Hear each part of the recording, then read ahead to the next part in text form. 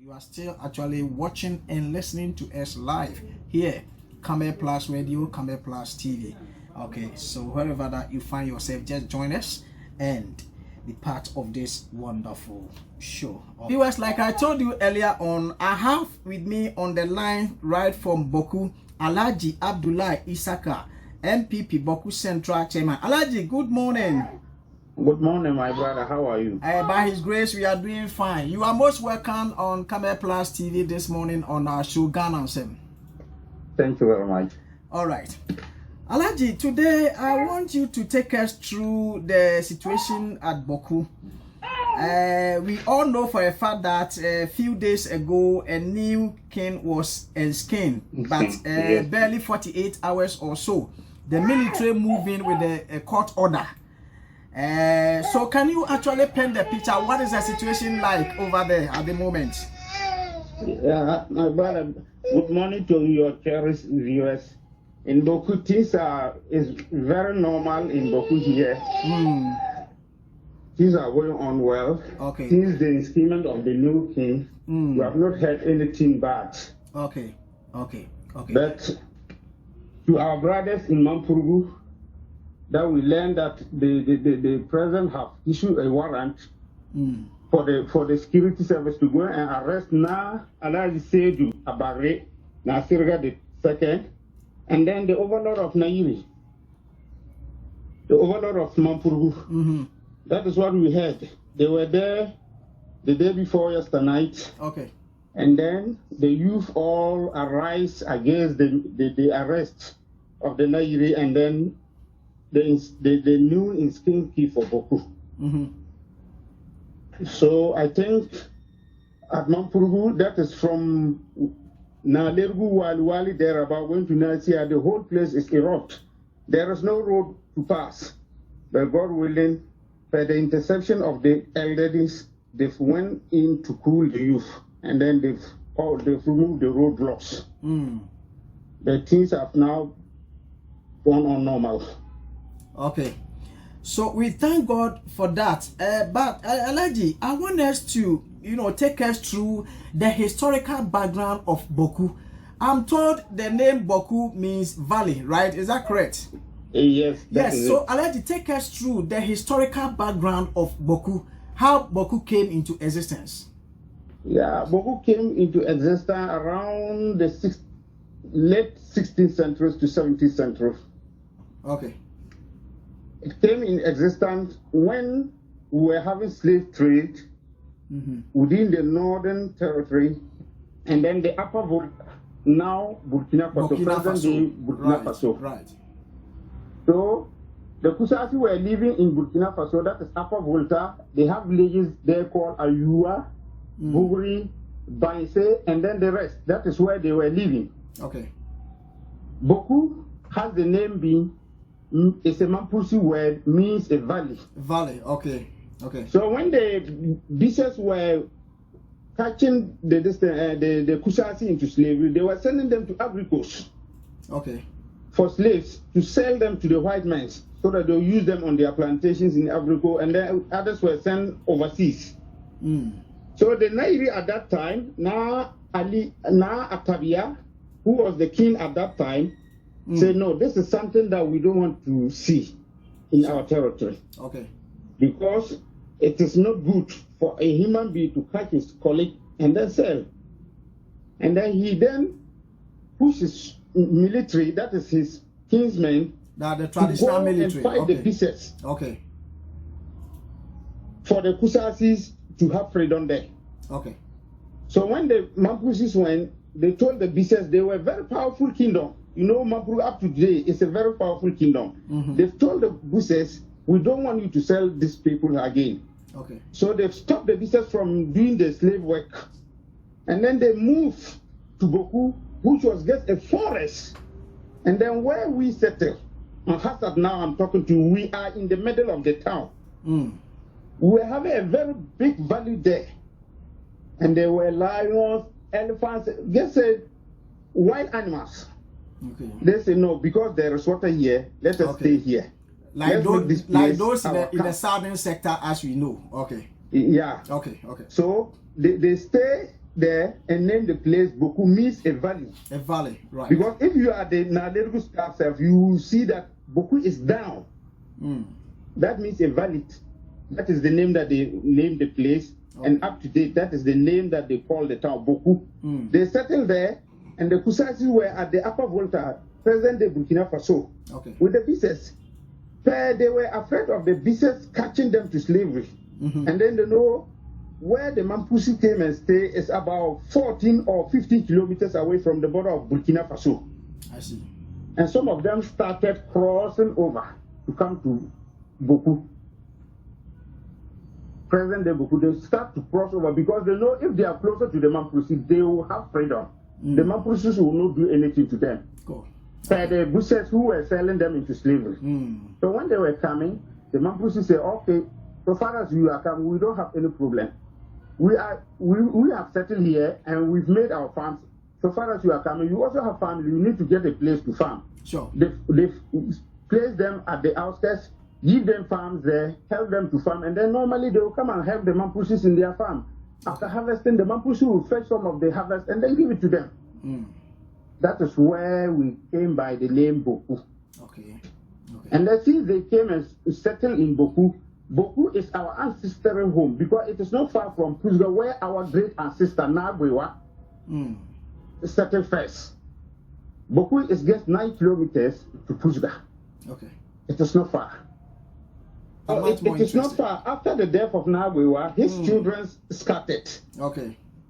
So they formed the Mampusi kingdom at Gambaga, the Gomba kingdom at Yendi, and then the Num kingdom. We have the Walos at Upper West, and then we have the Frafra, those at the Upper Isia, in Upper Isia. So this is how the Mampusis came about.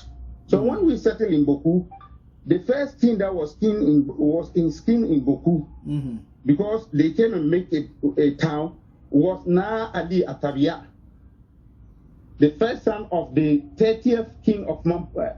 Was it the 30th king of Mampur who stays in the town? He's called Na Ali Atabia. He's the first Bawku Naba. I see. With his brothers, they were all there. So after he passed away, another person inherited. So per the instrument of Bawku, we don't scheme chieftaincy this thing in Bawku. Because we have our great grandfather who is the Nairi. You go there, they will inskin you, and then you come back and then sit down. You come back and then rule Bawku. Per rule Bawku, when the Kusasis are coming, we don't even rule Kusasis. Per what they are saying today. Mampusi don't even have time to go to Kusasi land where they settle today.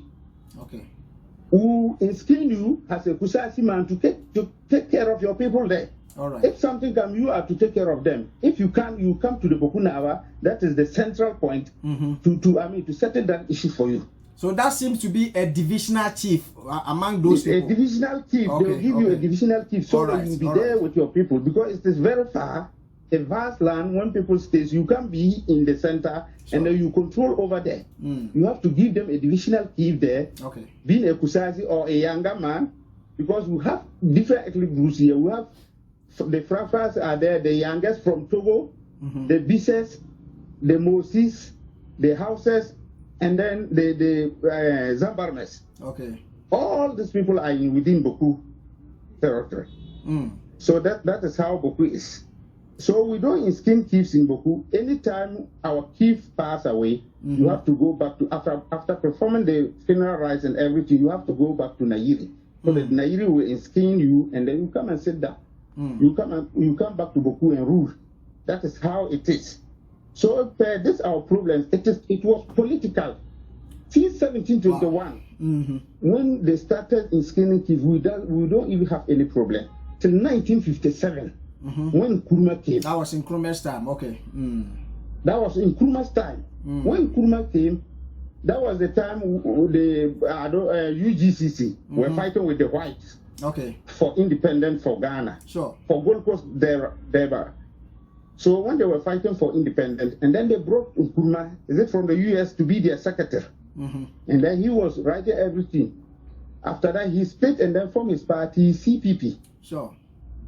After the CPP, when we were going for election, then Nairi says, no, Nkrumah, these people were there building the foundation. We have the Danquest, the Akwaje, and those other things. We can leave them and then follow you. Okay.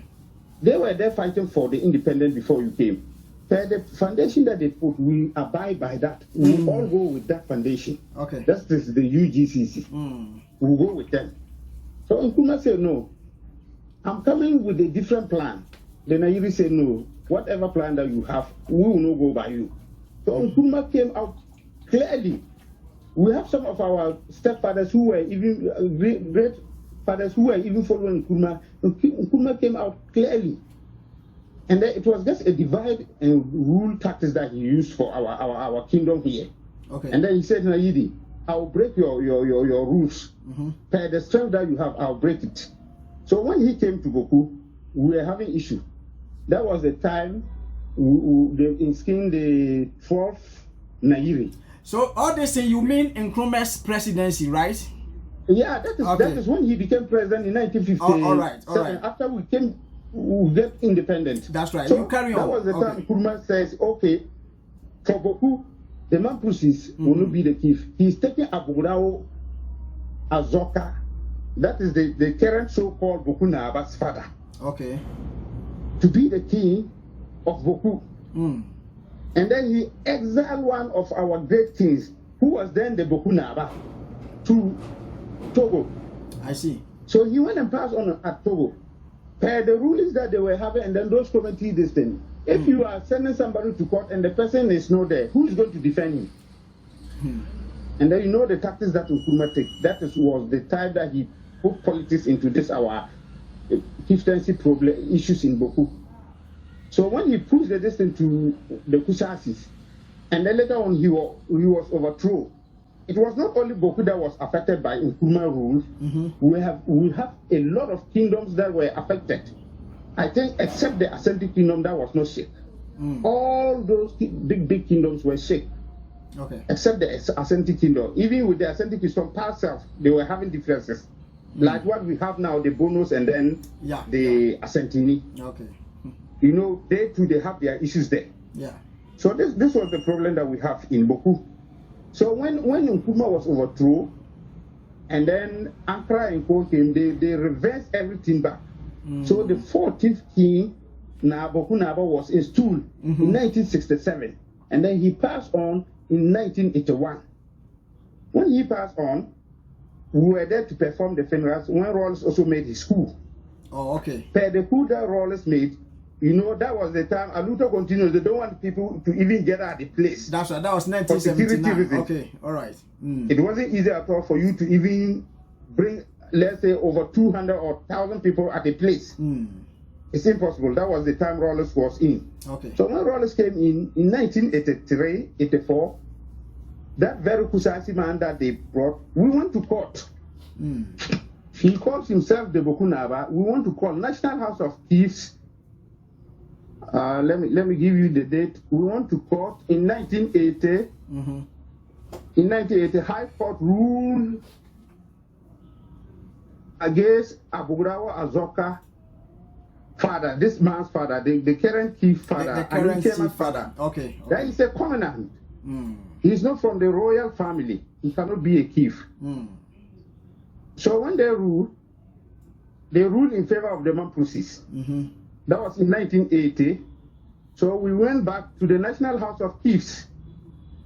The Judiciary Committee of National House of Chiefs also ruled in 1983. Okay. Abugurao Azoka, let me read there. This thing. In the Chieftaincy Tribunal of the National House of Chiefs, Judiciary Committee ruling of 1983, Abugurao Azoka was described as a covenant. He, Abugurao, and his alliance could not challenge the Nairi customary authority of inscription in Bawku Naaba. That was the ruling given in 1983 at the National House of Chiefs. With all these things, so when Rawls came, he partnered with John Ndebore and Co. Yeah, Ndebugri. So John Ndebore. Yeah. He was, I think, the upper East Regional Secretary He was the Agri secretary, and then Upper is regional secretary. Yeah. So he came with that influence from Rawlings to break us from inskinning our new chief. And then they placed us with PNDC law 75. That PNDC law 75 prevent us and regards Aninchema, this current chief that they call Bawku Naba, has the Bawku Naba. And then we challenged this thing at the law court. In 2003, we went to the law court and we were asking the Supreme Court to interpret this law for us. PNDC law 75, which confers on Abogravo Azoka Bawku Naba title. Okay. So when we went, they said the law was repealed. So if the law was repealed, what are we going to court for? I mean, you have no case by then. We have no case. Okay. We can go and then perform our funerals and then inskin our Bawku Naba. Okay. So we said, okay, if the law has been repealed, so we are not ready to continue. We will discontinue the case. And then we discontinue this case. PNDC law 75 is no more. Nothing can prevent us from inskinning our Bawku Naba. That is where we are today. And it is politicians like what Nkrumah came and did that affects Bawku up to today. We were living peacefully with this Kusasi. We were not having any problem. Some of us, mothers are Kusasis. Some of the Kusasis, to their mothers are Mampursi. We have intertribal marriages. Okay. Intertribal marriage relationship. We will not have any problem. Till Nkrumah brought all this problem. I see. And now, the current this is that it is Nana Addo's regime where we are today. Okay. Being a president, and then you know Articles 270 of the constitutions that prescribe who is to be a king or in our local dialect. Government must respect that article. Okay. It says, Article 270 of the Constitution, 1992 Constitution. Yeah. The president has not worked with it. He has started mingling with our chieftaincy issue. Being the number one gentleman of the land, no matter what happens on ground, you don't need to take side. And it is because of these things that brought our problem. We have the Mampusis, majority of them aligned to NPP, and then the Kusasi, they said it is NDC that gave them the power. The chieftaincy, they aligned, the majority of them aligned themselves to the PNDC, NDC. So that is the problem that we have. So PNDC, when Atames came, he did not make any pronouncement. When your mama came, he did. Before the same thing. But Nana Ame came to mingle now this thing, and then you know that they have very serious case in Bawku. He is the telling the Kusasi that they have now what we have in Bawku. We asked them to bring the rule out up to now. People have gone into the archives looking for it up to date. We don't have. So, Alhaji, before you proceed, so that means Bawku chieftaincy dispute is purely political, right? It's emanated political. It is purely political. Okay. I see. Purely political.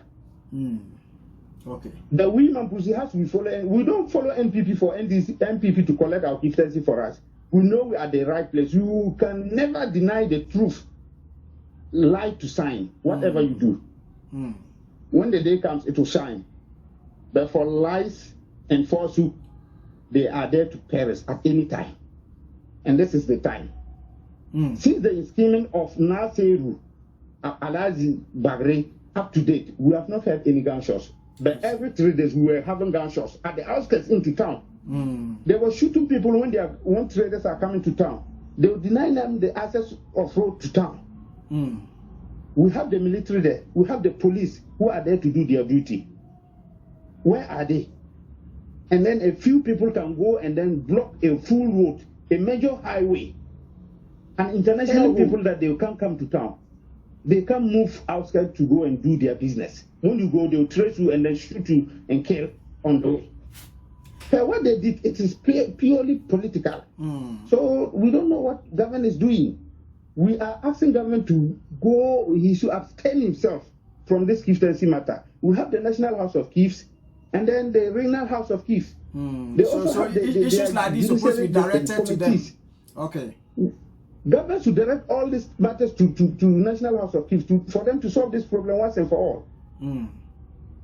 If we want all Ghanaians to know that this is what is going in Bawku, they should bring it live, like what they did for the election petition. Yeah. We'll come out with our documents and then they'll read everything. Each and every Ghanaian will listen and then know where the truth is. Why should let us be killing each other here? Because of political games. Alhaji, let us get this place clearer a bit. Now, the military, as you said, they moved in, let's say, a couple of days ago, aftermath the enslavement of the new king, right? Yeah. So what now the youth over there also try to put up this kind of resistance.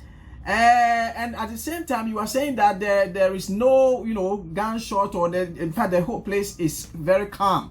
So what is the next step of action? What now that the military also have moved in with the arrest warrant of the new enslavement chief? That is what we will not accept. It's a disrespect to over 1,500 kingdom. It's a disrespect. Let's say the Asantini is there, His Royal Highness, the Asantini is there. Yeah. He is king the Tobodon Hini. Also, I don't know the name that we call the chief in Togodo. Chiabodom, yes. Yes, he installed, okay. Is it not part of Bono? Yeah, it's part of Bono region. Yes, Chiabodom is what is wrong with that? The people know their roots, and then they know that, yes, we were taking our chieftaincy distance from this particular route. So we can't abide what our great ancestors have been doing. Okay. Let's follow it so that we have peaceful distance. But when you resist, when Asantini last had problem, did the government say they should go and arrest Asantini? Or not at all. It said this respect that the government is doing to Mampurgu. Okay. All right. So Alhaji, because of time, we will definitely have you one day live in the studio here so we can talk at length. So what kind of advice do you have for the government and of course the people at Bawku at the moment with regards to the chieftaincy issues? With regards to the chieftaincy issue, we just plead the government, especially our president, he should advise himself very well. He's a statesman. People are there talking. Bawumia is not saying anything. Bawumia is a statesman. Why will he mingle himself with chieftaincy issues, whereby he knows that there are where chieftaincy issues have been tackled? You've created the Minister of Chieftaincy Affairs. What is the use of that? Let him go and then meet the chiefs. Meet the National House of Chiefs, the Regional House of Chiefs, for the facts to come out so that they'll solve the issue once and for all. Okay. But no, you, the number one gentleman of the land, mingling with this issue as if they bribe you. These people that you are even there telling what they are, the Bawku people, what they want, they voting for you. You came there several times. They said the man is not there. During the time that you were the presidential candidate, we were voting you. We don't vote you purposely for you to come and give us chieftaincy. No, we know our rules. When the time comes, we will take our chieftaincy back. Okay. We don't depend on government to do that for us. We have the documents. The necessary documents are there. But we want government to abstain from this chieftaincy issue. That is number one. And then number two, my advice to the youth, and we will be doing it today, tomorrow, any day. We advise the youth. Life is so very, very important. And very, very precious as well. And very, very precious.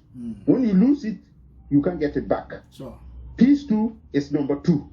Okay. When you spoil it, you take a long time, or you spend a lot before restoring that very peace that you are looking for. So we want peace, and then we don't want to be losing lives.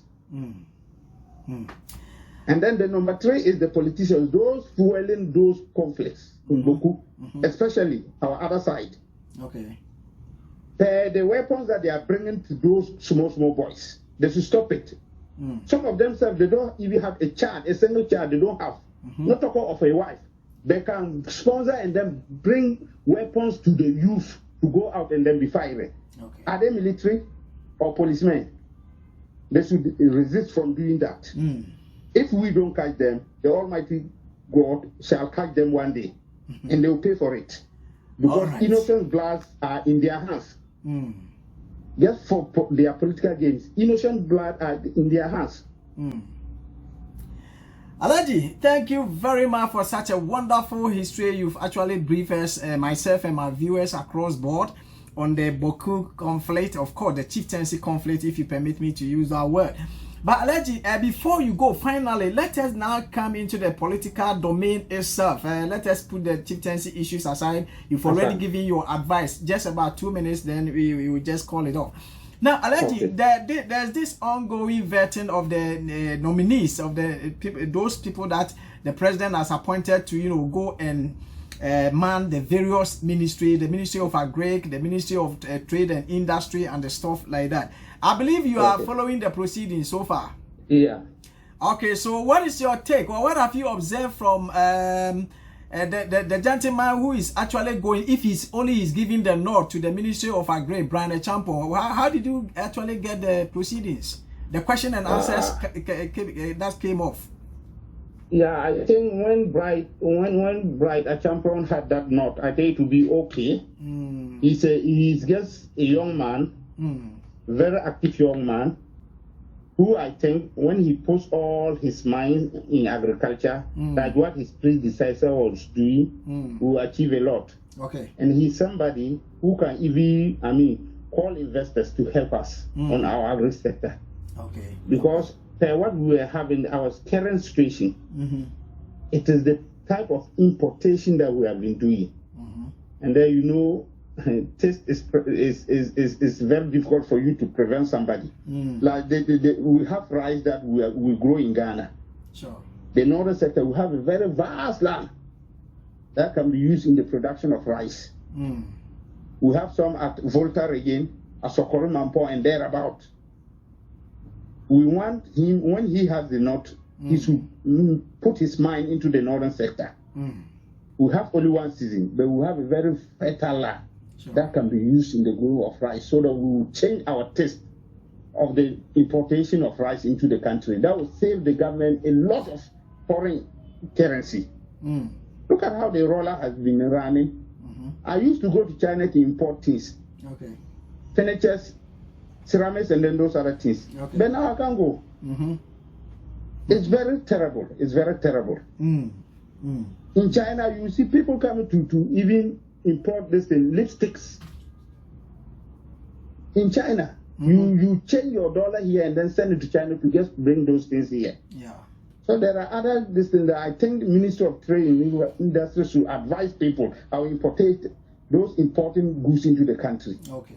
Okay. When they are coming with goods, they should look at goods that are very, important to the population.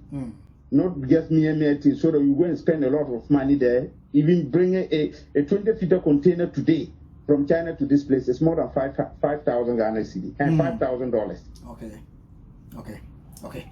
Alhaji, finally, thank you so much. Finally, NPP.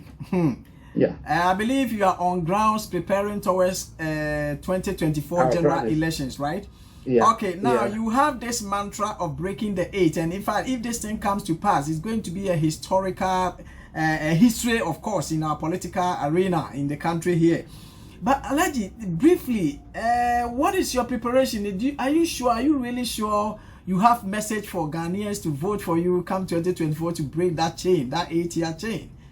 Yeah, we have message for Ghanaians, and then Ghanaians believe in us.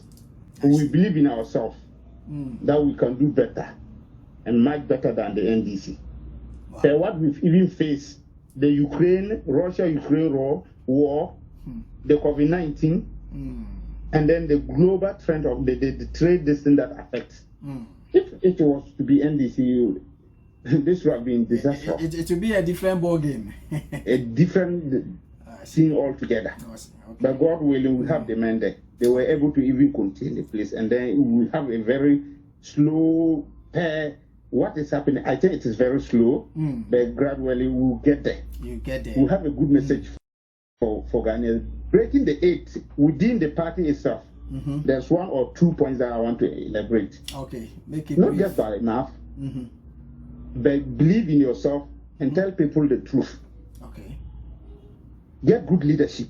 Those who can work, not just by mouth. And then we have them. When we get good leadership, I think God willing, and then the unity of the party is the most important thing. That is why we were calling them to do early primaries for us, so that we will reconcile the whole party and then move forward.